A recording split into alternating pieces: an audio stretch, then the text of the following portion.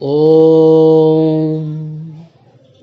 वैदिक उपदेश माला 14वां भाग 9वां उपदेश श्रद्धा। श्रद्धया विन्दते वसु। प्रायः सुना जाता है कि हम आर्य समाज के सभासदों में श्रद्धा की कमी होती है।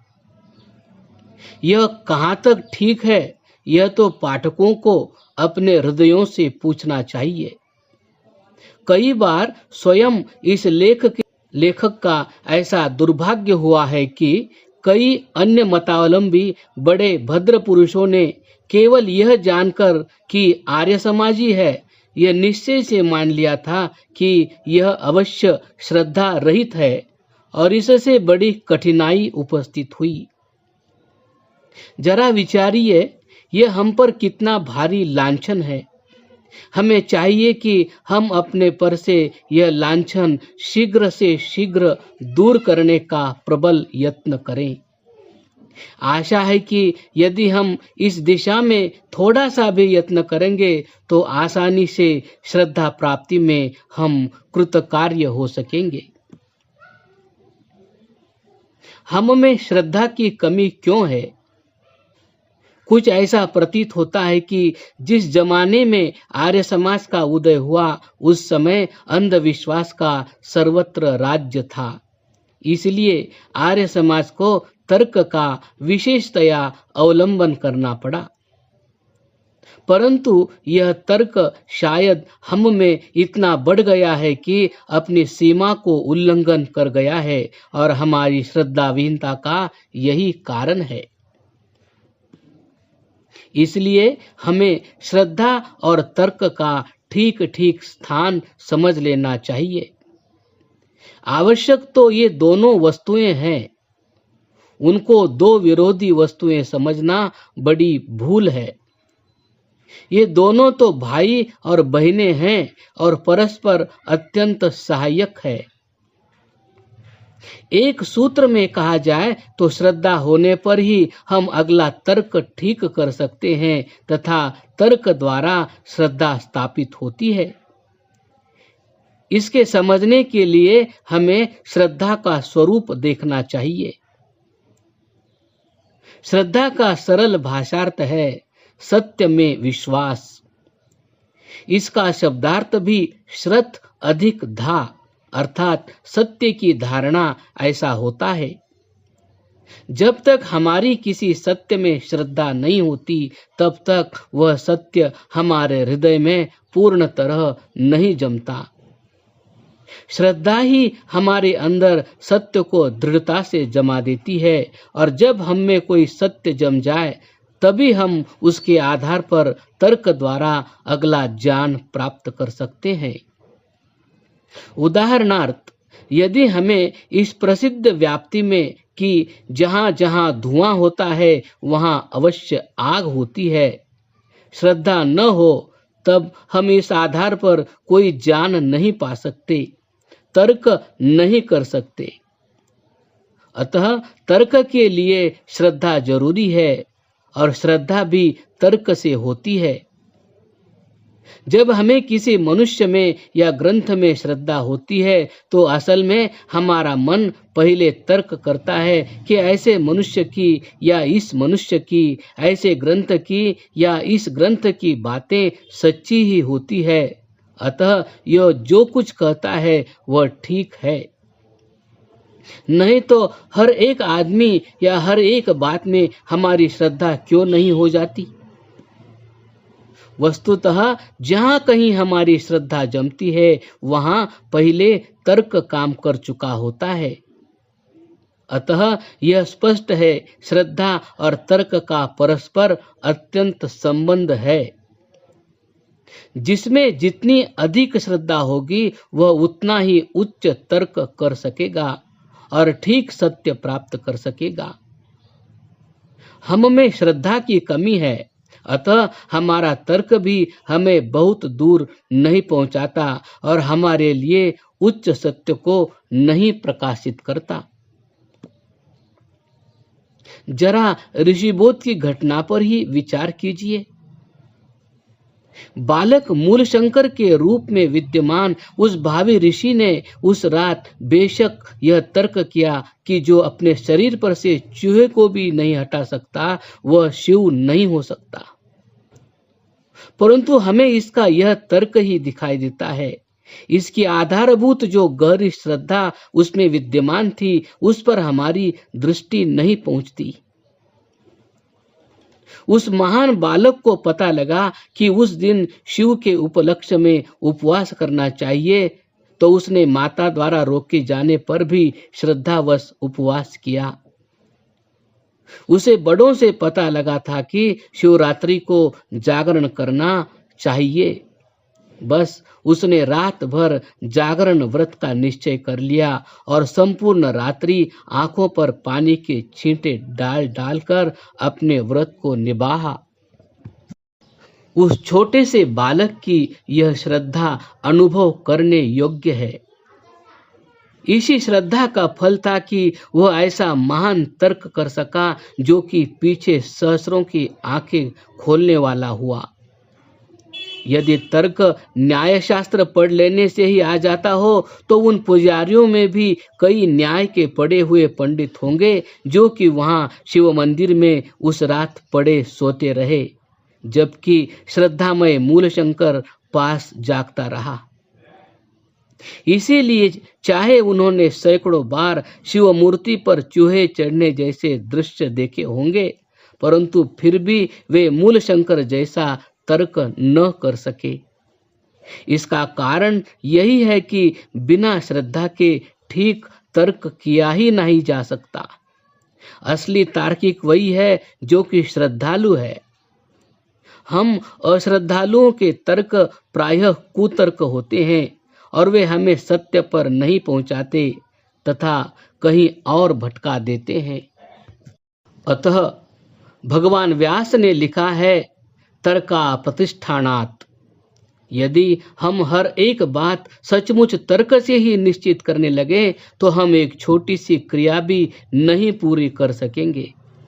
परंतु मनुष्य स्वभावतः बहुत सी बातों को बिना तर्क के मान लेता है। श्रद्धामयो अयम पुरुषः। हमारे शायद 3/4 काम जरूर केवल श्रद्धा के बल पर होते हैं। यदि हम हर एक बात में तर्क करने लगे तो हमारा जीवन ही असंभव हो जाए। हम सब तर्क द्वारा जान ही नहीं सकते, इसीलिए शब्द प्रमाण मानने की आवश्यकता होती है। नहीं तो बौद्धों की तरह प्रत्यक्ष और अनुमान ही हमारे लिए काफी थे। परंतु हम चूंकि तर्क के अप्रतिष्ठान आधार पर नहीं रह सकते, इसलिए हमें अनुभवी पुरुषों की, आप्तजनों की बात मान लेनी आवश्यक होती है और वह प्रामाणिक होती है।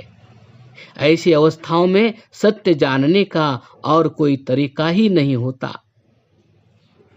यदि मैं जन्म से अंधा हूं तो स्पष्ट है कि मैं किसी वस्तु के रूप को नहीं देख सकता और उसके आधार से किए जाने वाला तर्क भी नहीं कर सकता। तो जो चीजें आंख से देखने की है उन्हें मैं सब आंख वालों के कहने पर यदि श्रद्धा कर न मान लूं और इस दर्शन से अनुमित वस्तुओं को भी मैं न मान लूं तो मैं केवल अपने को जान से वंचित करूंगा और हानि उठाऊंगा। इसी तरह असल में हम सब लोग बहुत सी बातों के लिए अंधे हैं। जिन उच्च अवस्थाओं को हमने प्राप्त नहीं किया है वहां के सत्यों को हम नहीं जान सकते और इन सत्यों के आधार पर तर्क करके जानी हुई बातों को भी नहीं जान सकते। इसलिए यदि इस स्थिति को प्राप्त कोई आप्त पुरुष हो या फिर उसके वचन हो तो हमें उसकी बात पर श्रद्धा करनी चाहिए। वहां तर्क करना वृथा है। यदि हम उसकी बात नहीं मानेंगे तो हमारी ही हानि है और कुछ नहीं। इसलिए ऋषि मुनि महात्माओं पर श्रद्धा करनी चाहिए, वेद पर श्रद्धा करनी चाहिए। उन आप्तों की कही बातें यदि पूरी तरह नहीं समझ में आती हो तो भी कुछ देर तो श्रद्धा पूर्वक आचरण करते हुए उन्हें समझने का यत्न करना चाहिए। यह बात व्यर्थ है कि हमें तर्क से यह समझ में नहीं आई, वहां श्रद्धा ही तर्क है। एक कथा है कि एक कुएं के मेंढक के पास एक समुद्र का मेंढक गया। समुद्र के मेंढक ने कहा कि समुद्र बहुत बड़ा है। पास पड़े हुए पत्थर की तरफ इशारा करके कूप मंडूक ने पूछा, क्या इससे भी बड़ा है? उसने कहा, इससे क्या, इस कुएं से भी न जाने कितना बड़ा है। इस पर कुएं के मेंढक को बड़ा गुस्सा आ गया और उसने कहा, जा झूठे, तू यहां से चला जा। यह बेचारा कुएं का मेंढक, जिसने कुएं के सिवाय कभी कुछ वस्तु नहीं देखी, कैसे मान सकता है कि कुएं से भी बड़ी कोई वस्तु होगी। यही हालत बहुत बार हमारी होती है। कई बार सचमुच किसी सूक्ष्म सत्य के बताए जाने पर हमें क्रोध आया करता है, जहां असल में हमें श्रद्धा होनी चाहिए। इस प्रकार ज्ञान प्राप्त करने के लिए श्रद्धा और शब्द प्रमाण कितने आवश्यक है, यह पाठक समझ गए होंगे। साथ ही सत्य में श्रद्धा होने से बड़ा बल प्राप्त होता है। श्रद्धा के बल पर हम दुनिया में जम जाते हैं। यदि हम तर्क करें तो हमें कहीं खड़े होने की जगह भी नहीं है। ऐसी हालत में हम सदा संशयित अवस्था में रहेंगे। इसलिए हमें चाहिए कि जिस चीज का ज्ञान हो जाए कि यह सत्य है, उस पर हम श्रद्धा करें, इस पर दृढ़ विश्वास जमावे। यदि हमारी किसी एक सत्य पर ही पूरी श्रद्धा हो जाए तो हम में इतना बल प्रकट हो जाएगा कि बड़ा आश्चर्य होगा। सब महापुरुष दुनिया की किसी एक सच्चाई में अगाध विश्वास रखने के कारण ही महापुरुष हुए हैं।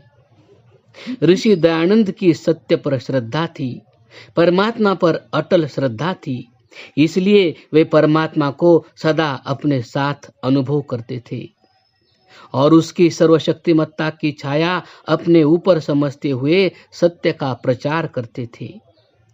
इसलिए वे इतने बली थे, निर्भीक थे, प्रतापी थे। यदि हमें पूर्व जन्म में विश्वास हो, आत्मा की अमरता में विश्वास हो, कर्मों के अटल फल में विश्वास हो, सत्य की जय होने में विश्वास हो, तप की शक्ति में विश्वास हो, इनमें से किसी एक बात में अटल श्रद्धा हो तो हम असाधारण पुरुष बने बिना नहीं रह सकते। श्रद्धा में ऐसा ही बल है। इस श्रद्धा से विपरीत है अविश्वास, संशयात्मता। भगवान कृष्ण ने चौथाई श्लोक में कह दिया है, संशयात्मा विनश्यति। संशय स्वभाव पुरुष का नाश होता है।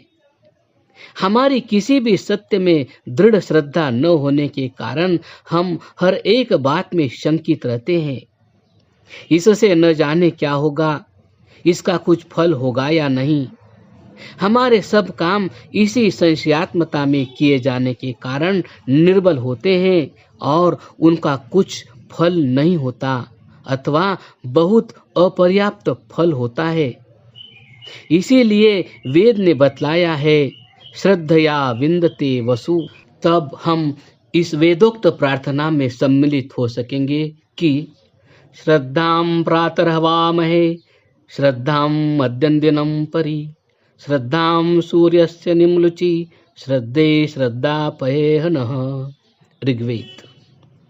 अर्थात प्रातः हम अपने में श्रद्धा को बुलावें, दिन भर हम में श्रद्धा रहे, सायं को भी श्रद्धा का आह्वान करे। हे श्रद्धे, तू हमें सदा श्रद्धा युक्त रख। यदि हम इस प्रकार अपना जीवन श्रद्धामय बनावेंगे तो हम श्रद्धा मूर्ति दयानंद के शिष्यों पर कोई लांछन न लगा सकेगा कि आर्य समाज के लोग साधारणतः अश्रद्धालु होते हैं। 9वां उपदेश समाप्त हुआ क्रमशः।